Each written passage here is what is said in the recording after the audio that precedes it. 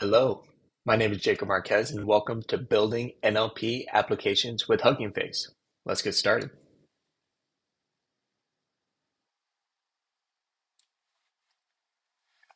In this project, you'll be learning how to perform common natural language processing, or NLP, tasks using Hugging Face, such as sentiment analysis, text embeddings, semantic search, and more. We'll be using the Rent the Runway dataset, or at least a part of it, comprised of user reviews on clothing items, their ratings on the fit, and other metadata about the user and clothing items. It is a nice mixture of data types, but most importantly, text, which we'll be using a lot. In order to be successful in this project, you should have an intermediate knowledge of Python, such as knowledge of list comprehension, for loops, while loops, installing packages, creating functions, using NumPy, and things of that nature. Similarly, basic understanding of NLP. We won't be going over a lot of the theory or the basics of this, so having that as a foundation is important, such as what it is, data preparation techniques, why they're important, and familiarity, though not necessarily an expert, proficiency in some NLP tasks. Also, it would be helpful to have some brief usage of Hugging Face because we'll be using that a lot, specifically the pipeline package in the transformers package. All right, for this, let's get started with the setup.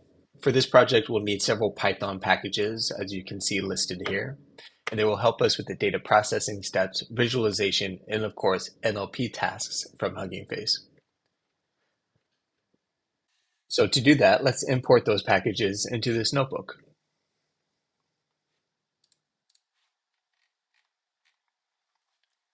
Starting, of course, with pandas and NumPy, always helpful.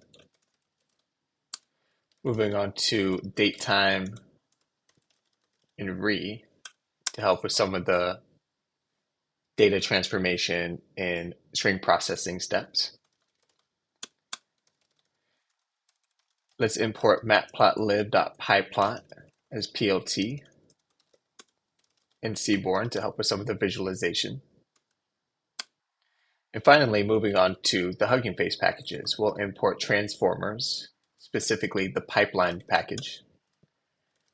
And then from sentence transformers, we'll import sentence transformer.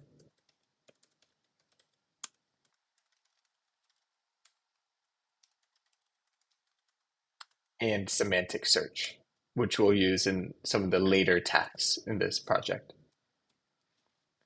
Finally, just so we can display some of these visualizations and markdown in a nice, neat way, we'll import an IPython display packages.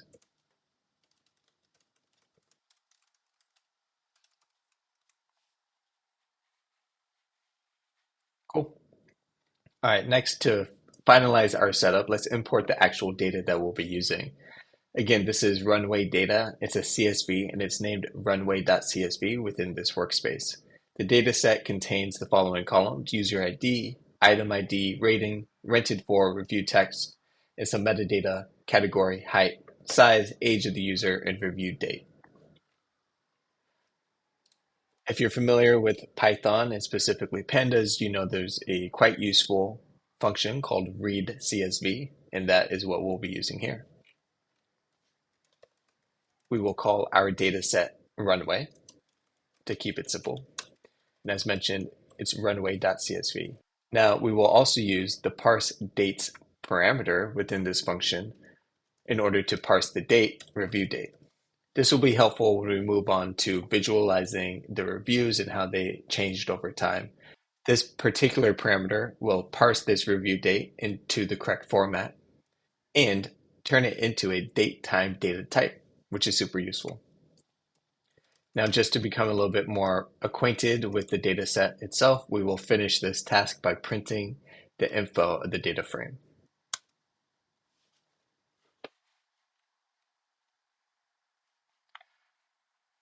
And we can see there are no nulls, which is nice. And then as mentioned, the review date turned into a date time data type. All right, now let's move to pre-processing the review text before we perform NLP tasks on it. Most unstructured texts, such as reviews that we will be using here, are quite messy. They contain special characters, which may not be necessary, extra spaces, digits, and more things of that nature. It is a common practice to process or clean all of that stuff out of the text before performing tasks on it. However, this is also dependent on your domain and the data that you're using, because sometimes digits may be useful. So be cognizant of that when you're thinking about how you want to pre-process text. Also note that some Pythonistas and NLP experts may say that pre-processing text before using transformers, such as those from Hugging Face, which we are using today, is unnecessary. We will actually explore this in following tasks to determine if it is or isn't necessary for our dataset. So in this task, we will be creating several functions or steps to pre-process the review text, specifically replacing special characters, punctuations, digits, runs of white space, or more than one in a row, and making it lowercase. We will save all of this as review text cleaned, just so we have the original text and the processed text for later use.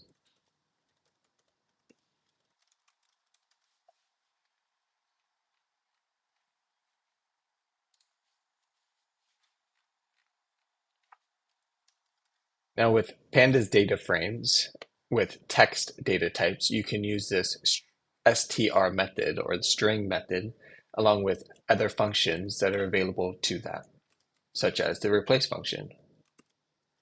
We can also define regex to find the text that we want to replace and what to replace it with. In our case, we just want to replace it with nothing to remove it.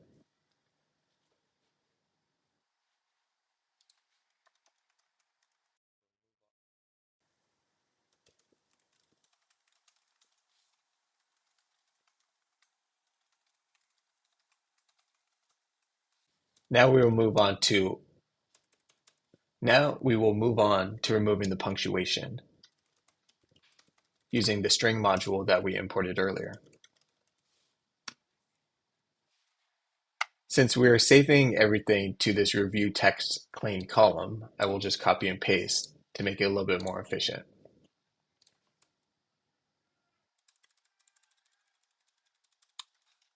Let's replace digits,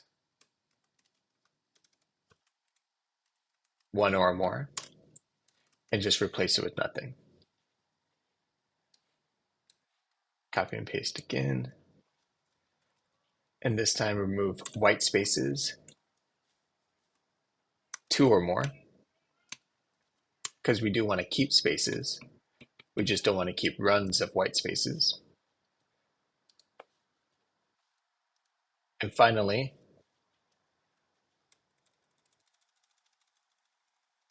let's save everything as lowercase. Now you could create a new column for each step within this process, but I find it easier just to use the same column because I don't want to messy up my data frame with a bunch of columns that I won't use. But if you're having trouble going through this process, you can use separate columns as a debugging method.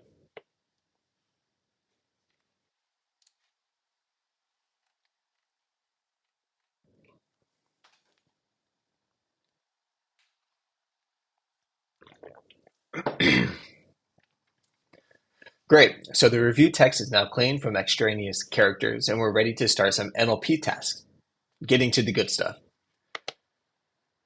We will start with sentiment analysis or the categorizing of text into two buckets, negative or positive. Some models on Hugging Face have the ability to categorize text as neutral as well, so if that's important to you, you can explore that on their model hub. Sentiment analysis, if you're unfamiliar, is a common and useful NLP task performed in typical business settings. It can help decision makers or analysts or whoever determine trends in product or service perception, customer experience, reviews, and more. It can also act as the starting point for a deeper NLP analysis. In this particular task, we will use the pipeline function that we imported earlier. The model for this function will be the DistilBERT uncased fine-tuned SST2 English model from Hugging Face. Don't ask me what all those acronyms stand for, but it is a BERT-based model if you're familiar with that family of transformer models. It's a smaller, general-purpose language representation model that is great at text classification or sentiment analysis, which we are doing here. The great thing about Hugging Face and the pipeline function specifically is they really abstract the process into a very easy workflow for most text NLP projects or tasks.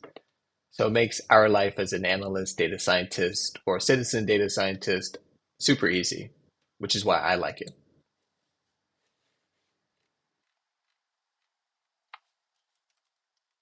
As mentioned, we're using the DistilBERT model. So I'll just enter that into this model variable here that we can use later in the pipeline function.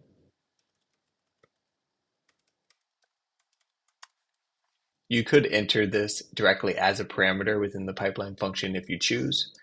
I just like to save as a variable because I may use it in later tasks as well. All right, we will instantiate a pipeline instance for sentiment analysis. And the model is quite simply model. We will save this as sentiment analysis. So to perform sentiment analysis on the clean review text that we created earlier, fortunately, it's as straightforward as taking our sentiment analysis model pipeline and passing in the list of the runway review text clean column. If you don't transform this column into a list, it will pass in a series, which the pipeline function won't recognize and can't use. So just be careful of that. And then we will save this as sent analysis output. Oops.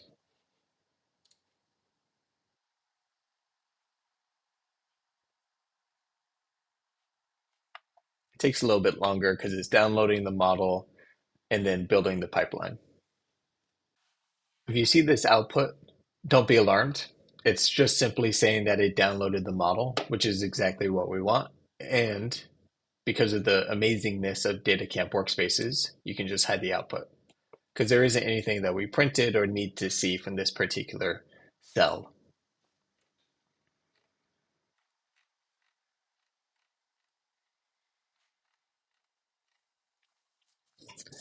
As mentioned, pretty straightforward.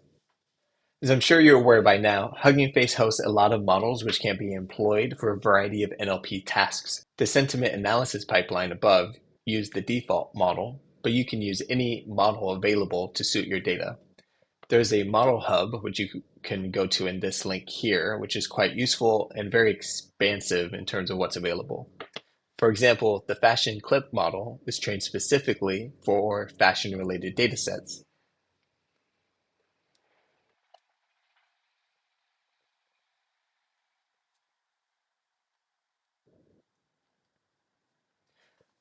On a related note, the pipeline module is quite versatile as well and encapsulates multiple transformer pipelines, including NLP, computer vision, audio, and multimodal. Within NLP alone, it covers 12 different tasks such as sentiment analysis, named entity recognition, summarization, conversations, Q&A. It's quite a powerful tool, so I encourage you to explore it further outside of this specific project. But for our analysis, we're going to understand the distribution of sentiment of reviewed text now that we have that information from the sentiment analysis pipeline.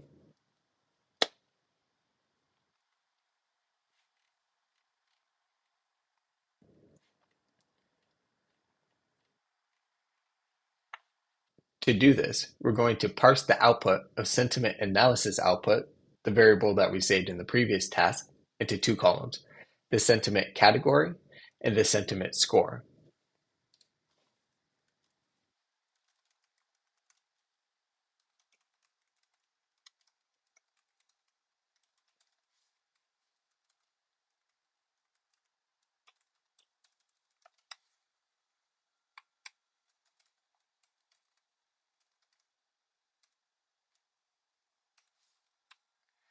We will use list comprehension to do so. And rather than typing all that out again, we can just copy and paste and change the column names.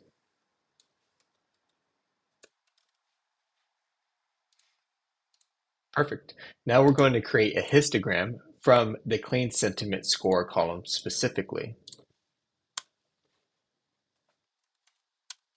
We will do so using Seaborn hist plot.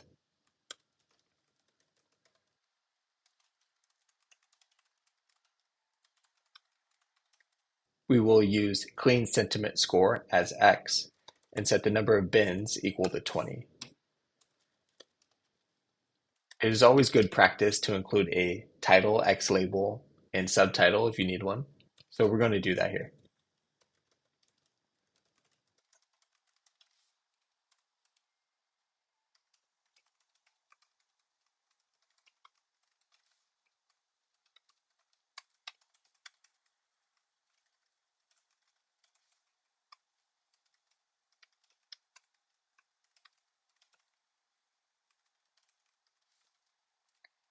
And finally using plt.show to show the plot.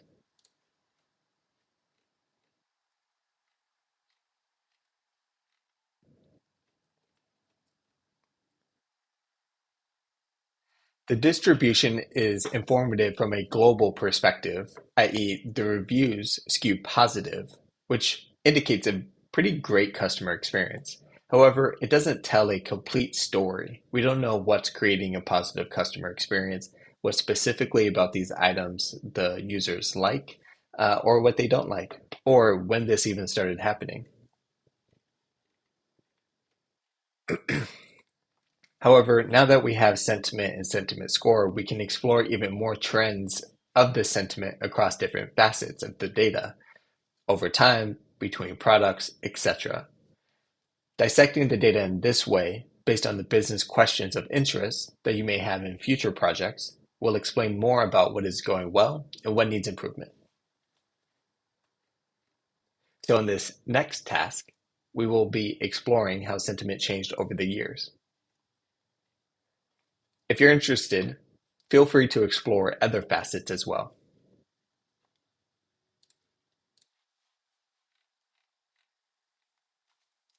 And we're just going to explore sentiment over the years. So we're going to create a new column called year.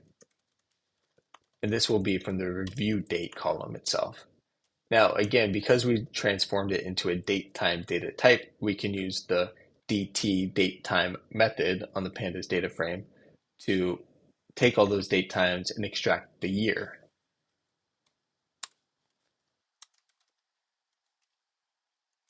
Now, in order to get the chart data that we want and how we want it to be grouped by year in the clean sentiment category, we will create a temporary data frame using group by on Runway. We will group by year first and then clean sentiment category.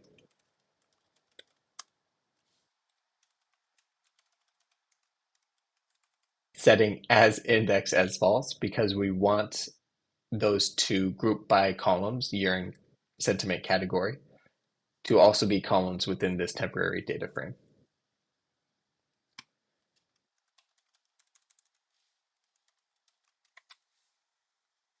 To calculate a count, we're going to use the user ID column and the count function.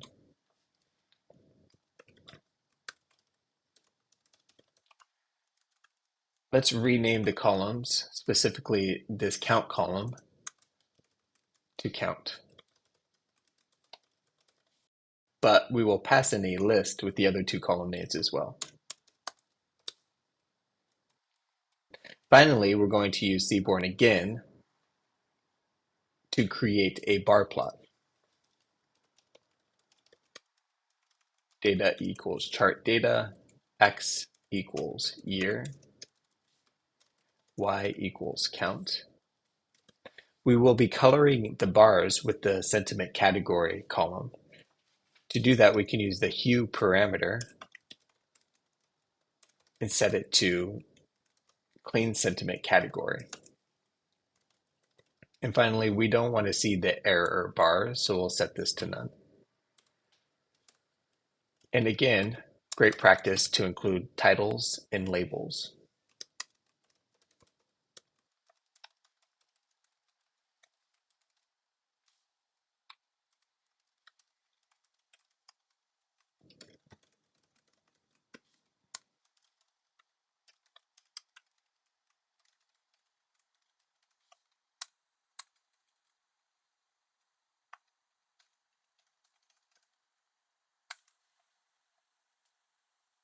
There's an error. Let me see. Oh, I called this chart instead of chart data. So I'll just fix that real quick.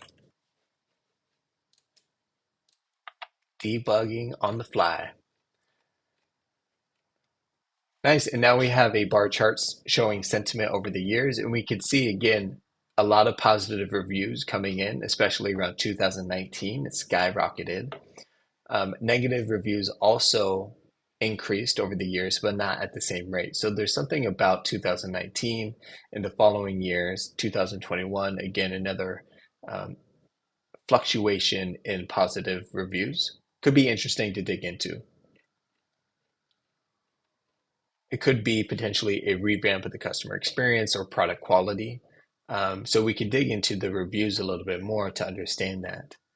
From a business context, digging into the common words, engrams of the positive reviews can be revealing as to what customers love about the products. Doing the same for the negative reviews can be just as informative for what they don't love.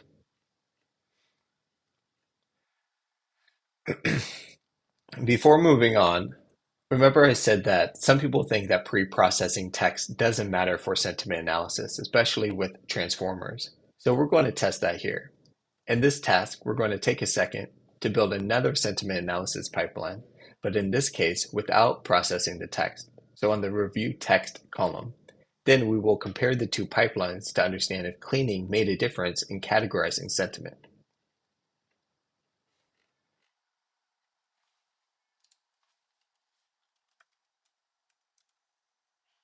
So we're going to use the same sentiment analysis pipeline, but in this case, use the review text column.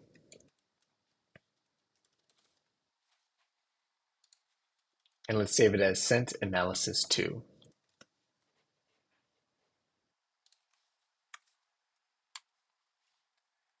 And doing the same thing, we're going to parse the output into category and score.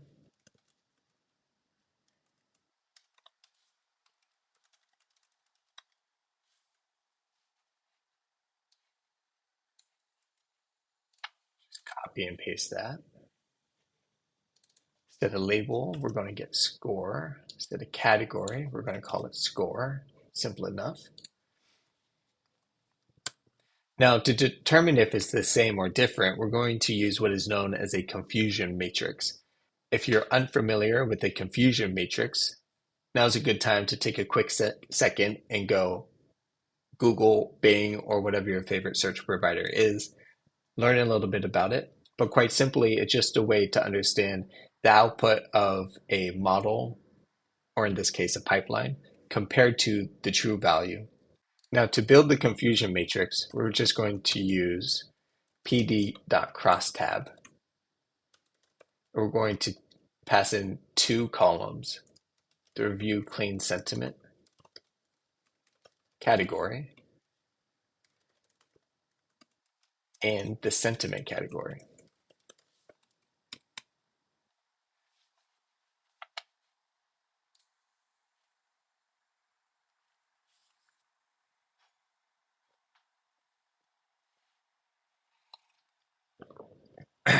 So again, in this step, we are creating and calculating the sentiment with this pipeline.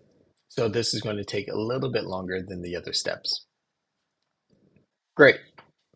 As we can see, for the most part, it's pretty much the same output. Most of the negative from the clean text are also negative from the unprocessed text. And most of the reviews that were positive in the clean text are also positive in the non-clean text. We do see that there is a difference where 3 of the reviews were the opposite, which is kind of interesting. You can take the time to understand which three these were and why they potentially switch between negative and positive. Transformers are a component of machine learning deep learning models, which are designed to learn sequential data. Using a concept known as self-attention, they use other tokens, words, in the sequence, sentence, to build an understanding of a specific token, word. All of this to say, in a simplified manner, transformers, specifically those trained on a very large data set, like very, very large, work well on unstructured, unclean text because it takes the whole sentence into context, and every piece adds to that context. And there's a link to the BERT paper here which argues that point. This can be particularly powerful from one, a time savings perspective, and two, enabling more unstructured text to be leveraged. That's less hassle of data preparation and more data that can be used to make decisions or for models. Again, make sure you evaluate the use case that you're working on and determine if the NLP results are meeting performance expectations. Okay, moving on to some of the more sophisticated, fun things that you can do with Hugging Face. Text embeddings. Embeddings, in a very simplistic definition, are a vector representation of something within n dimensions. In this case, they are text embeddings, or vectors representing text or words. Embeddings are useful because they represent human language to computers, which enables a more sophisticated execution of similarity, text generation, semantic search, and the like. This can be extremely valuable for business tasks such as recommendations and searching within websites or products. We will now try this out on the rented for column using the sentence transformer package. We will now try this out on the rented for column using the sentence transformer package. The model you'll use is again BERT based and called All-Mini-LM L6v2. Here's a link to that if you want to learn a little bit more about that model. Again, using sentence transformer is as straightforward as using the pipeline function. So first we will identify the model that we want to use.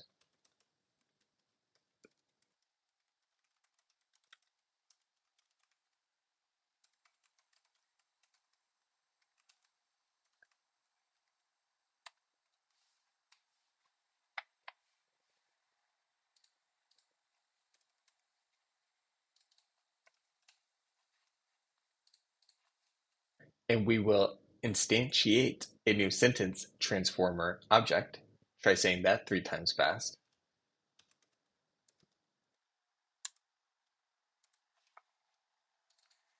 We'll actually say this is model ID as to not confuse our variables.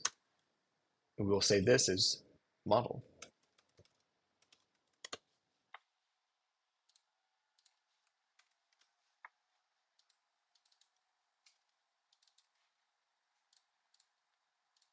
All right, to create the embeddings, all we have to do now is call model.encode, and again, pass in a list of what we want to embed, in this case, rented for.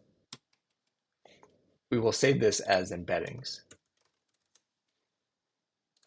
And to make sure that it worked, we're going to print out the shape of the new embeddings with embeddings.shape.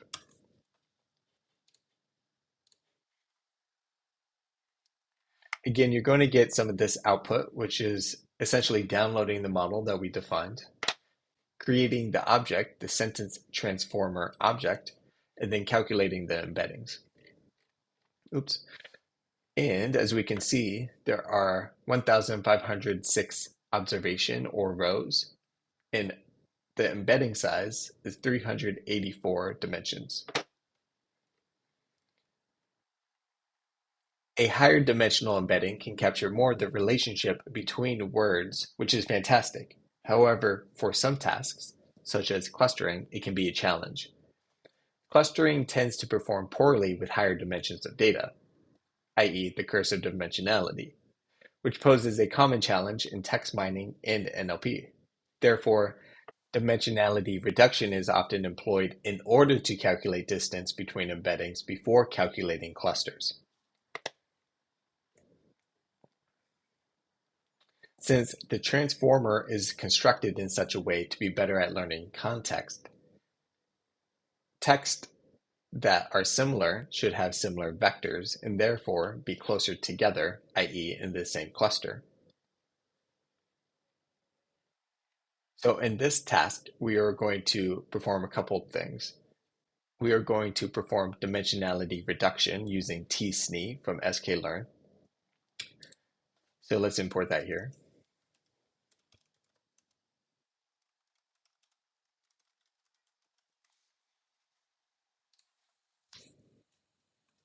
And in order to perform that dimensionality reduction, we just call the tsne object and define the parameters. So the first one is number of components. So this is the number of dimensions that we want to reduce our embeddings down to. And for us, we're going to set it to 2. And this is specifically because we want to visualize these embeddings in the clusters that they create.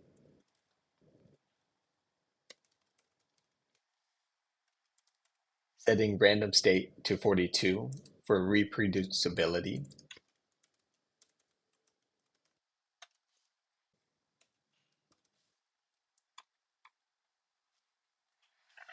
Let's save this object as tsne. And then we can call tsne.fitTransform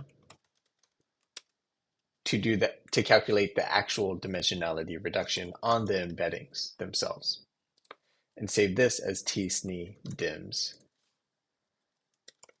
And finally, again, we want to see if this actually works, so we're going to call tsne dims.shape.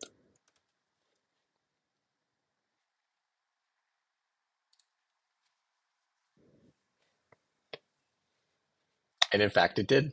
Now, each embedding is two-dimensional. You don't need to be so dramatic in dimensionality reduction, but again, for our cases, we're trying to visualize the clusters in these embeddings, and so 2 components or dimensions is what we wanted to choose.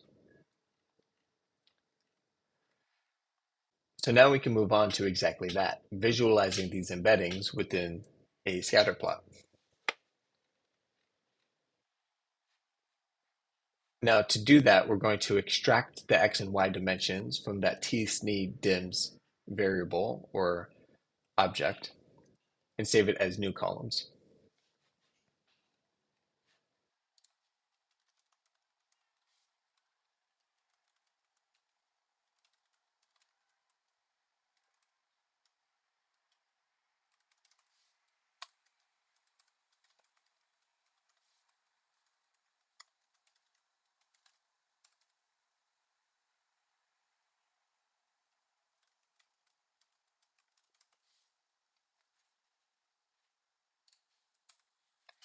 And then we can quite simply create a new scatter plot with those new variables, x and y.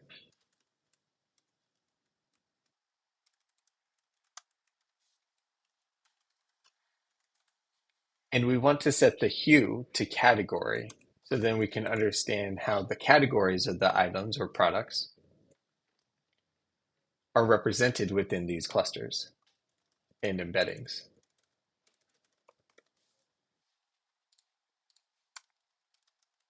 And because we're setting the hue, let's create a legend and of course create a title.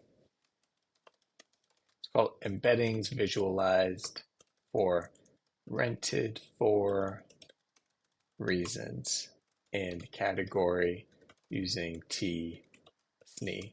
Quite creative, I know.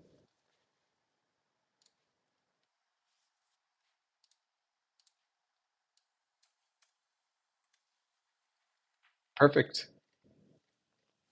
The plot is showing us all of the review embeddings based on the rented for column in a two-dimensional space, x and y.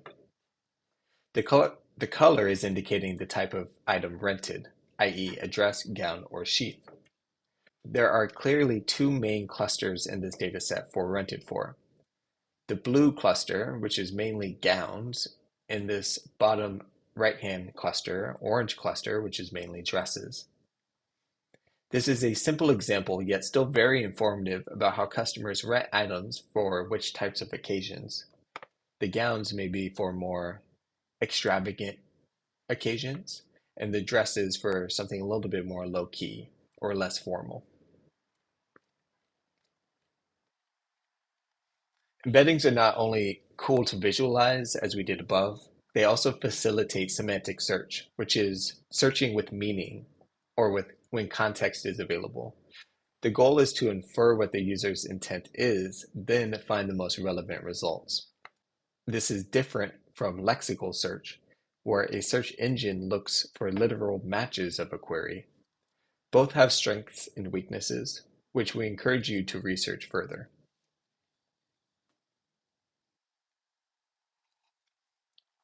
Semantic search can be incredibly powerful in a customer experience setting. Specifically, they can help with recommendations and obviously search.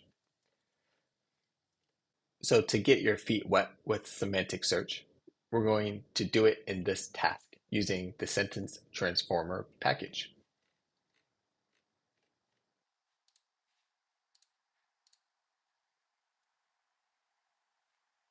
Now, the first thing that you need for semantic search is the query which is being searched for. So we're going to define that here and just do something simple. A gorgeous and flattering dress. Now, the second step is to embed that query using the same embedding model that we used for the actual data itself above. So we will call it query embed and use the same model created above, same function in code, and this time pass in the query that we're searching for. And then we also want to convert to tensor, and that will just help with some of the calculations, especially as we compare the data embeddings with this new query embedding. Now, the most important part of semantic search is calculating the similarity between the query and the item embeddings. Unfortunately, with sentence transformers, there's a function that helps us do that quite easily called semantic search. Easy enough. Now for that, we're going to pass in the embedded query, the embeddings themselves, which we calculated earlier, and how many results we want. So in this case, we're just going to limit it to the top 3 closest or similar results. Let's call this hits. Now let's actually print out these results so we can understand what they are. So for each hit in this hits result, it's the first item or list within that result. So use the index there. We're going to pull out the corpus ID or the spot within the data frame that it represents that hit. And then we're just going to print it out. So, oops.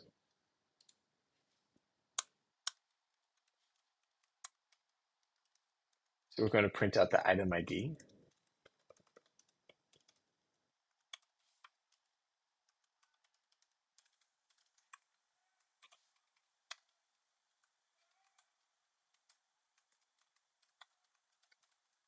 The reason it was rented.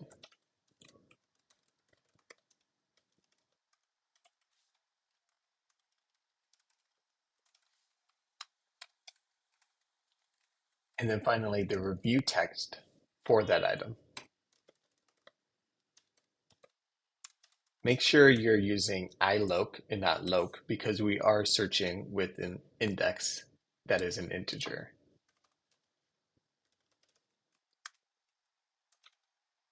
Oops, review text. Perfect. Now, this is a lot of text, but if we parse through it, again, we're seeing the item IDs. So which item was similar to the query that we were searching for? So a gorgeous, flattering dress. Why that item was rented by the user, and the review of the item by the user. So this first one, the dress was gorgeous. So obviously very similar to what we were searching for. And therefore, we as a user who are looking for a gorgeous dress might find this specific item suitable for our needs. The semantic search returned 3 different items that appear to be similar to what we were searching for, so that's a great start. With some fine-tuning, you can achieve even greater performance. We can also notice some constructive feedback of the other parts of the dress, which was mentioned earlier, and further investigation here would reveal important insights for the business team. For the final task, let's switch gears to something that's a little bit more exciting, which is generating new text based on a prompt. So Hugging Face has a very powerful way to do this and is great to explore if you have a use case for yourself. It's a process that can save a lot of time in the creation process with generative AI and generative text, helping you start at I have a good idea versus I need an idea. So quite useful.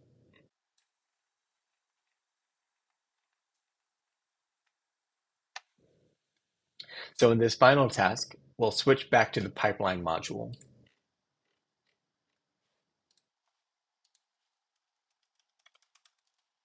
And specifically, we will be using the GPT-2 model to create this text. We will call this generator. Now, the prompt that we want to use to start the generating process will be this: new for this winter season, a lovely dress that. So this will be the starting prompt, and the GPT-2 model will create more text based on this prompt. So to do that, simply call the generator object, input the prompt, define the number of sequences to return. We'll just do 1. And then define if you want the generator to return the full text or not. So in this case, we'll just say false. We only want the newly generated text. We'll say this is output. And then finally, print the text. So new marketing campaign.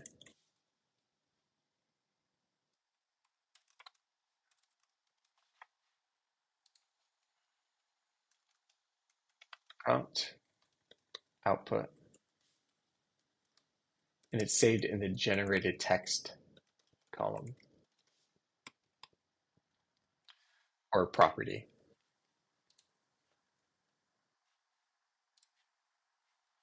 Again, it's going to download that GPT-2 model. So you'll see some of this output here.